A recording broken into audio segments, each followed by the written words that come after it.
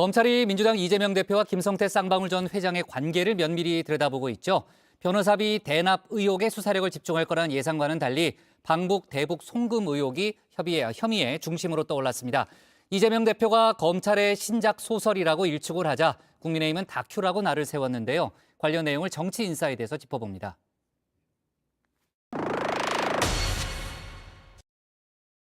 아마 검찰의 신작 소설이 나온 것 같은데 종전의 창작 실력으로 봐서 잘 안 팔릴 겁니다. 신작 소설이 아니라 사실에 입각한 내셔널 지오그래픽 다큐멘터리 시리즈입니다. 이른바 이재명 대북 송금 의혹. 민주당 이재명 대표가 자신의 방북을 위해 쌍방울을 고리로 북한에 돈을 건넸다는 게 이야기의 뼈대인데요. 소설이냐 다큐냐 아직은 판단하기 애매한 상태입니다. 다만 검찰 발로 다양한 소재들이 속속 흘러나왔죠. 국민의힘 지도부의 입을 통해 볼륨을 한껏 키웠습니다. 이재명 경기지사가 쌍방울 내일을 입었다는 이유만으로 김성태 쌍방울 회장이 이재명의 방북을 위해 자기 돈 300만 달러를 지불했습니까? 지난 2019년 쌍방울이 이 대표의 방북을 위해 300만 달러를 송금했다는 건데요. 앞서 민주당에선 당시 국제 정세를 좀 생각해봐라. 어불성설이다. 반박에 나섰었죠.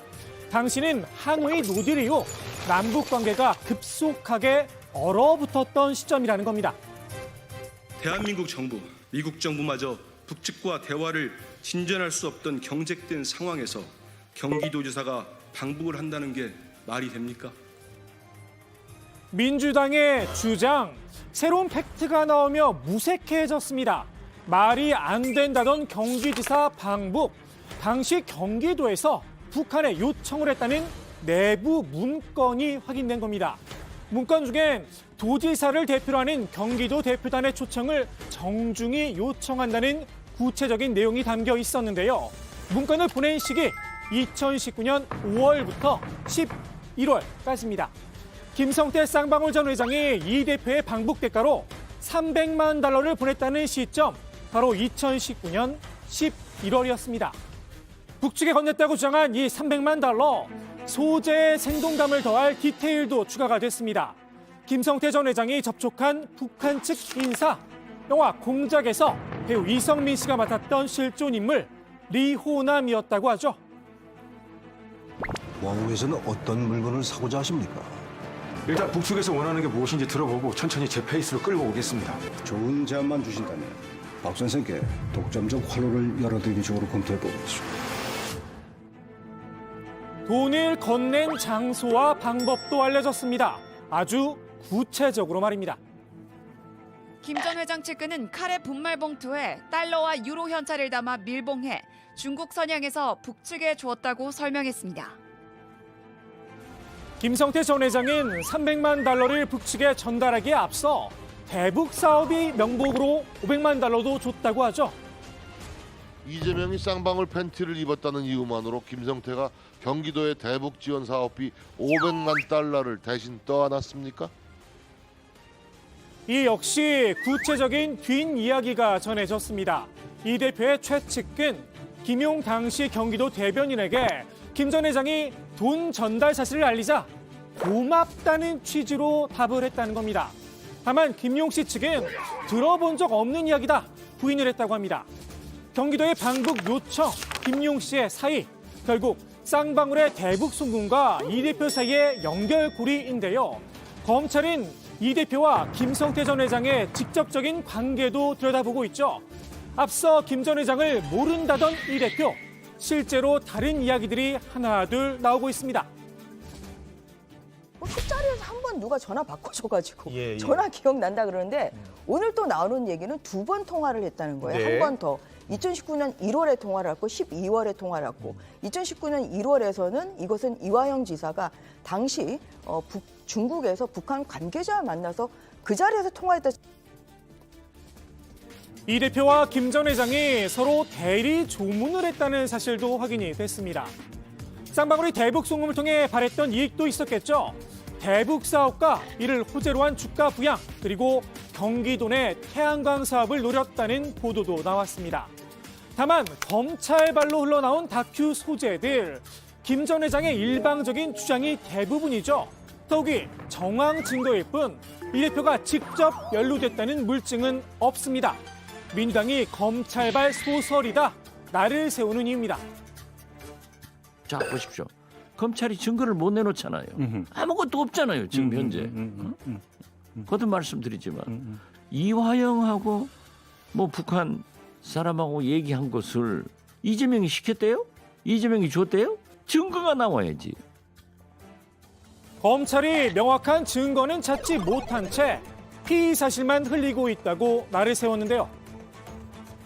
검찰이 피의 사실을 공표할 수 없다는 건 법에 근거돼 있기 때문에 이분들이 이름을 내지 않고 계속 언론사에다가 기사를 흘리고 있는데 검찰에서 하는 이야기이기 때문에 실제로 그 증인들이 혹은 피의자들이 어떤 대답을 했는지는 아무도 알 수가 없습니다.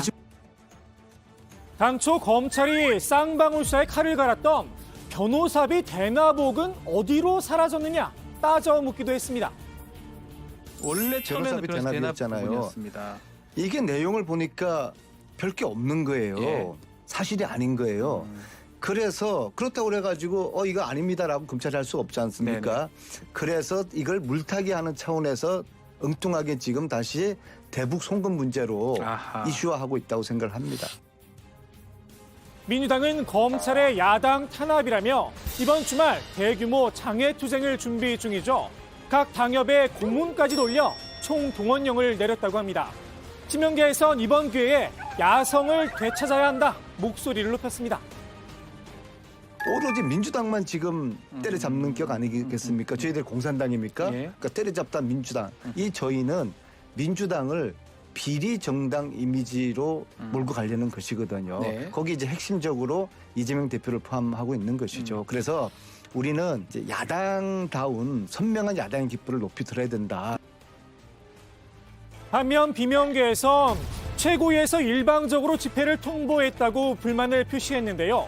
의총에서 다뤄졌다면 경론이 오갈 사항이라며 자칫 이재명 방탄으로 비칠 수 있다 우려를 나타냈습니다. 그러니까 국민들 보시기에는 결국은 맞불 놓고 방탄하기 위한 거 아니냐. 민주당 전체가 똘똘 뭉쳐서 또 방탄하는 거 아니냐. 그리고 검찰청 나 혼자 가겠다. 절대 나오지 마라. 라고 하면서 또 토요일 날은 각 지역별로 이런 할당하고 체크하고 뭐 이런 건 모순 아니냐. 이번 장외투쟁 일회성 집회로 끝낼지 아니면 계속 이어갈지도 당내 의견이 갈렸는데요. 같은 친명계 내에서도 강운파의 생각이 달랐습니다. 장기적으로 계속된다 이렇게 단정할 수는 없지만 한번 나가면 그것이 뭐 쉽게 오늘이 끝이야 이렇게 되겠습니까? 관성이라는 게 또 탄압을 금세 멈출 리가 없잖아요.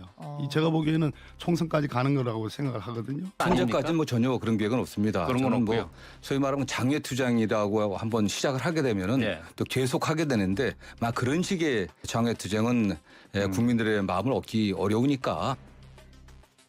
장외투쟁 쉽게 결정 내릴 사항은 아니죠. 민주당의 장외투쟁사를 살펴보면 그 이유를 엿볼 수 있습니다. 과거 이명박 박근혜 정부 시절 모두 7차례 거리로 나섰는데요. 2008년 미국산 쇠고기 수입 반대 투쟁 때를 빼고는 별다른 성과 없이 빈손으로 회군을 했습니다. 국내임도 사정은 비슷한데요. 자유한국당 시절 아스파트에 진을 쳤다가 혹독한 대가를 치렀다는 평가를 받고 있죠. 광화문에 사람 많이 모으고요. 정권과 강력한 각을 세우는 건 황교안 자유한국당 대표가 제일 잘했습니다. 정광훈 목사 손잡고요. 국회에서는 나경원 원내대표가 쌍을 이뤄서 온갖 법안을 다 저지하면서 이른바 여전사로 거듭났잖아요. 그렇게 해서 결과는 총선은 폭망이었죠. 당시 민주당에선 장외투쟁하지 마라. 충고를 아끼지 않았지만 황교안 전 대표는 이를 무시했습니다. 많이 해본 일이라서 알지만 오래 못 갑니다. 자제하시고 이제 국회에 들어와서 국회에서의 여러 가지 입법 활동과 와서 추경을 잘 여야 간의 합의해서 처리하는데 전념하시기를 말씀을 드리겠습니다. 결국 삭발과 단식 투쟁까지 벌였지만 결과는 말짱황으로 끝이 났습니다.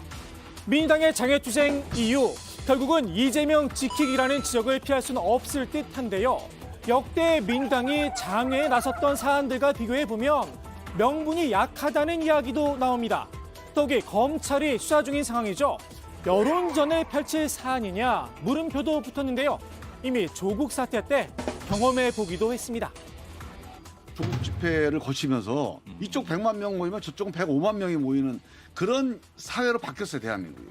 그래서 숫자 가지고 힘을 과시해서 의견을 관철시키는 시대는 이게 또 달라졌습니다.